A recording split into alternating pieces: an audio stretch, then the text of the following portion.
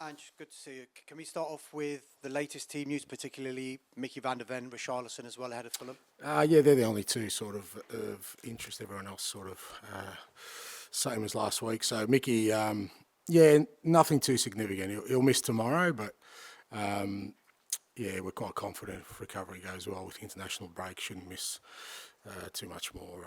So yeah, I think he came off at the right time, to be honest. So yeah, whilst he misses tomorrow, it's still positive. And Richie trained today, so we'll just see how he pulls up. But if he pulls up okay, we'll be probably be available. From the outside, at least, last week seemed like a statement of victory for Tottenham, given the manner of how you played and the result. What did it do for your belief? What did it do for the belief of your players for the rest of this season? I didn't do anything for my belief, but I think it kind of helps when in I guess in a significant game or in what was built up as a significant game. I like the way we handled the whole day, to be honest. The build up to it. It's a difficult venue. Supporters get right behind them. They've been pretty formidable at home, and the fact that I thought we handled the whole day really well. Played well. Stayed really focused. I thought it was another sign of growth for us as a team, and players obviously feel good after that, but also understand that the reason we got that outcome was because they were really sort of focused on just playing our football. You mentioned growth, and you've always talked about how important it is to progress as your number one priority. But if you were to get into the Champions League for next season, would it accelerate that progress and maybe help you go into a transfer market for another level of player if you were in that competition? Well, as I think I said last week, that just depends how you kind of utilise that opportunity. As I said, just getting to Champions League or being a participant doesn't guarantee you anything bar from a few games against some good opposition. It's about using that opportunity for growth, and like you said, whether that's in the off-season, but I doubt whether our off-season plans in terms of strengthening the team will change markedly from where we are now. We know what we need. We know the areas we need to strengthen. We know the kind of players and the profiles we need, and that won't change irrespective of sort of how the season finishes for us. Because, like I said, for us it's about growth. It's not about just having one target, and those plans are well in place. Hi, Ange. If Radu starts tomorrow, that will be his first Spurs start. So I just wondered, how do you feel he complements Christian Romero at the back when compared to Mickey van der Ven? Yeah, I'll take the suspense out of it. He'll start tomorrow. So. Just in case. Right. No, look, it's a good opportunity for him. We obviously brought him in with a view that it was quite evident that we were very short in that area, and he'd had a good very good half season in Italy, and he's had to be patient for his opportunity, which is not surprising because Mickey and Romero have been outstanding for us, and with only a game a week, virtually sometimes not even a game, he's had to be patient. But he's worked hard at training, and as I said to him when we signed him, I couldn't guarantee him. Well, not guarantee him. I couldn't tell him when he'd get an opportunity, but he would get an opportunity, and I thought he did well when he came on the other day. It was good that the team was already in good rhythm, even though the scoreline was still, I think, 0-0 at the time, but he contributed to sort of the way we finished that game. And he's a pretty self-assured young guy. He has belief in himself. He's got some really good people around him, and I think he can bring something else to us as a team. He's a very, very good defender, and he's very, very strong in the drills, and I think we're going to need that tomorrow. And in terms of your opponents tomorrow, Fulham, what kind of a challenge are you expecting from them? A tough one, particularly there at Craven Cottage, and Marco's always, whatever team he's got, he has them well organised, and they've been scoring some goals as well lately. I think their front three are a threat for sure. So there's some obvious strengths they've got there, but no different to last week for us. We understand we've got to play to our capabilities, but if we do and have that sort of focus we had last week around our football, then we know we're going to be hard to stop. And finally, from me, you've got quite a few players going away on international duty. I mean, what will be the sort of general plan for the next couple of weeks from your point of view? I guess not too unusual from sort of other international sort of windows. We won't have many left here, so we'll do our work with them, and the rest will have obviously their commitments. And I think when we get back, I think we've got Luton on Saturday, so I think most of the boys are back sort of Thursday, Friday that week, so not unusual for us. But right now the boys are just focused on Fulham tomorrow, as am I, and we'll look at the internationals after that. Hi Ange, can I check on the progress of Manor Solomon? Yeah, no real progress. Still, he's still in that sort of position of, he's not really comfortable with where he's at. So again, we'll just give him the time he needs to get to the place he needs to be to recover. But I think that the medical team's sort of looking for some other strategies now. Okay. And at previous football clubs, you've kind of mentioned a moment maybe when you saw that the team or the club had really bought into your methods, or everyone did. Have you had that yet at Spurs? And if so, when was it? Well, it's hard to say because I usually talk about that stuff after we've achieved something. So, until you can't actually achieve something, it's hard to pick seminal moments because they all could be false dawns. So, what's important, like I said, have we progressed? Yes. Have I seen growth, both in individuals and as us as a team collectively? Have I seen, the environment improve? All those things are there, but, when you're looking for sort of key or pivotal moments, it's better to reflect on those after you've done something. Yeah. And talking of improvement and progress, you've often spoken about Brennan Johnson, getting him into the right areas as with all the wingers. How impressive have you been of how much he seems to have taken on board? Yeah, no, he's been great. I think I said that it's probably, for a younger player, it's the hardest sort of area of the pitch to kind of, come in and make an impression because you're usually only sort of judged by one thing, and that is, your sort of goal involvements, and everything else in your game doesn't really register. So, especially for a young person like Brennan, who's coming to obviously,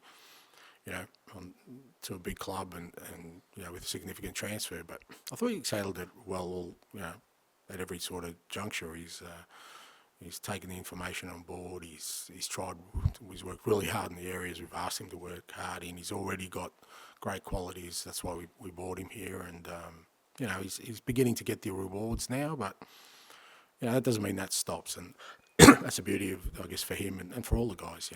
It's not about sort of being satisfied where you're at, and if they keep having that attitude of wanting to improve, and that's going to make us a stronger team and them key contributors. Just wondered, Ange, presumably, as from answers you've given before, you would have watched the Champions League games this week. When you watch them, are you thinking where your team is at relative to them? And if so, where do you think Spurs is relative to the quality of these Champions League knockout games?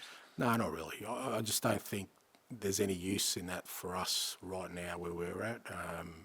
I think the measure for us at the moment is just ourselves, and until you get to a place where you feel like, okay, that there are certain things embedded in this team that, are there now, and you're confident they're there, then you can start looking at, okay, well, how would we measure up against, the very best? I mean, you get challenged in the Premier League every week. I don't think you need any other measure other than that to see your kind of progress. And, I think the English teams last night all performed outstandingly well. So there's a real test there, and if you pass sort of the Premier League test in that you're competitive and sort of battling for honours, that probably a good indicator of how you'd be in Europe. But it's a different beast as well. And like I said, for me, the current measures I'm looking at are all sort of internal. You talked a lot about the team and growth, and you talked about it last week with that Villa game. What are kind of the next areas of growth that you see for this team? Oh, so many, mate. Not that we're sort of, we've got massive gaps, but all these things are kind of, some of them are, you make real advances very, very quickly, and that's pleasing, but others are just small, incremental sort of growth that you can only get by sort of experiences, as I'll put them. So last week was an experience for us. You can't manufacture that at training. I can't cultivate that other than sort of preparing the guys for what's in store when a game is built, as a significant fixture and you're away from home. How do you handle all that? So it's experiences. Some of that growth is just having more and more of these experiences together as a group. Some of that growth, like I said, is still around our football. Some of that growth's in the individuals themselves. I've loved the improvement we've seen in just about our whole team, and the key of that is for them to continue to, not to sort of plateau at any point, to continue to push on. So there's many different areas. Have you felt as well an uplift? Because obviously, after all the injuries, then suddenly, the last few weeks, or gradually, I should say, it feels like you've got that competition, you've got players coming on and making a big difference. Have you felt an uplift in training and with players conscious that they really do need to be performing at their best, or there's someone else who can replace them? Not in that sense, but it does give you an uplift in training because, the quality of your training increases because, all the players, are available, or for the majority are available, and that just naturally increases the quality, the competitiveness of your training. It's not like, if when we had the injuries and, we didn't have those players, that training wasn't still very, very intense. It's just, like I said, you're able to do things at a higher level, higher quality. Players get tested, in many different areas. So it just helps for the general sort of feel of what we're trying to do. Again, just finish with George, please, at the back for this section.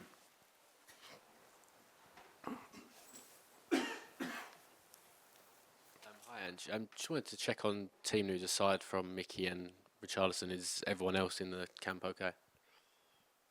Yeah, from last week, yeah. And going back to Dragusin as well, I mean, obviously you had belief in him, hence why you've signed him. But I guess until you see someone sort of go through an experience, you don't know how they'll handle it. Would that 45 minutes at Villa be important for his self-confidence that they can handle the Premier League? Look, to a certain extent, but like I said, he's not. He's got a fair bit of self-belief anyway, and that's why he made the decision to sort of come to us, knowing it's a challenge for him to get some game time. It's the toughest league in the world. I don't think he shied away from that. So,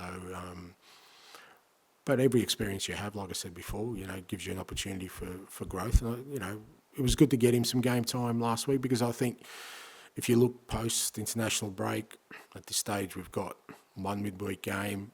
Likely we'll have a couple more with the way the fixturing is going. So I think it would have been tougher if he hadn't had any game time and we threw him in as we have with other players. I think that hasn't worked that well for us.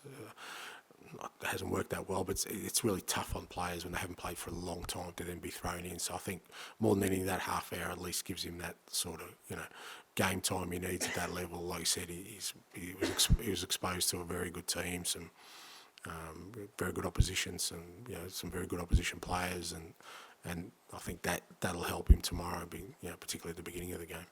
And just finally for me, saw a clip this week of you meeting Spurs fan Owen Bright again. Really lovely moment. In the sort of job you're in, is that sort of one of the best things about your job, the fact that you can give so much joy to someone by just sort of being yourself? Yeah, it is, but it's also reciprocal. I get a lot of joy out of it too, mate. It's not every day you walk out in training, somebody runs up and gives you a hug. It's not the usual greeting I get. So, and it wasn't just Owen. There was quite a few of his friends there, and I walked out and saw a bunch of Spurs supporters buzzing, mate. There's no better feeling. So, as much as we understand that, particularly the players, they're their heroes and the joy they give them, mate. We get equal joy out of it, mate, because like I said, it's such a fantastic feeling to see people who are passionate about their football club and how much joy it gives them. It's just a privilege to be in that space.